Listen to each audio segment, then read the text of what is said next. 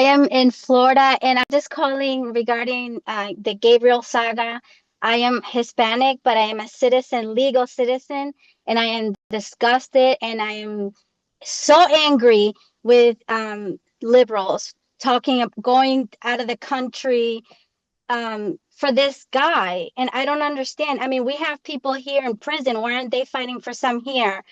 I don't understand what they're trying to say to the Hispanic community. Like, are they trying to pick votes? Because that's not doing it, especially for people like us that we obey the law. I mean, I don't understand why are they doing this? It's not doing anything. It's just making us more angry. That's all. Jeanette, thank you for your question. Luckily, we have the person who can explain it to you right here. Dan. Yeah, I will say I was on a separate Zoom recently with a prominent African-American who made the same point. Like, where's the outrage for African-Americans who don't have due process? And it was the first time I had heard that, and it made me really think.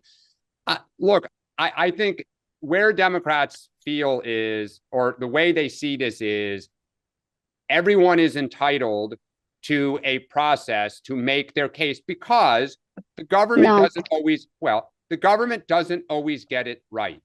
Right? The government accuses people. The government makes statements that are proven to be incorrect. In 20 years in Washington, I saw both parties do it. Now, the flip side is this guy is not Ward Cleaver. I mean, he is clearly got a lot of issues in his past, whether it was the fact that he came illegally, the way he's treated his spouse, whether he is or is not a part of a, federally recognized gang. So I think where Democrats have tried to kind of, I think, made a huge mistake is by focusing so much on the person versus just saying, hey, look, even the Supreme Court said he wasn't supposed to be deported. Let Trump fight with the Supreme Court. Let him fight with the courts because they've all been clear, even the conservative Supreme Court, he wasn't supposed to be deported. But to your point, trying to defend the guy is the person, I think, is a very hard thing. One more thing also. Go ahead, Jeanette. I'm so sorry. I don't understand. You said due process. Was there a due process when he came in? I mean, he's illegal. He's illegal. So, well, look, Janet. Then the question is: should people who come illegally have process? Well, and that's where Congress needs to step in. If that's what the country believes, then that is what the country believes. But right now, the law is there are certain steps that even illegal immigrants are entitled to. And a judge in 2019 said he should not be deported to El Salvador, back to El Salvador. Sean, just is what it is. Sean. I just thank you. I agree with you. I can't believe of all of the political fights to pick, this to me, I said this in a little tongue in cheek. Chairman James Comer of the House Oversight Committee the other day said he's not, I think I mentioned this, wasn't going to fund. And I said, no, let all the Dems go do it. If this is what they want to show that their priorities are.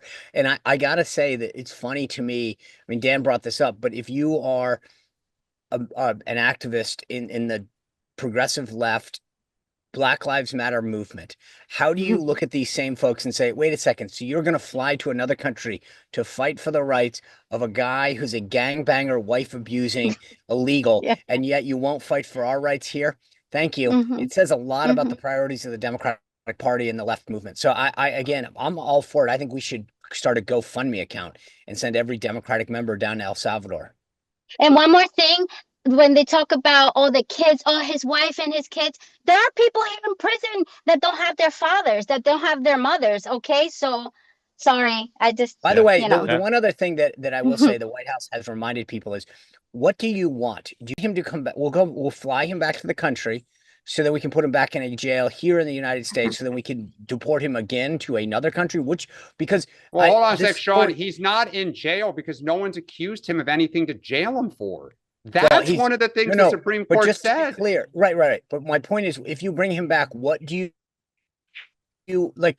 The one thing Chris Van Hollen didn't want to answer any of the big boy questions the other day when he got asked, but what the question that's still, aside from the fact of, since he didn't ask him if he was a gang member, which would have come up in conversation that I had at least, wouldn't you ask him, what do you want to do with him when he comes back?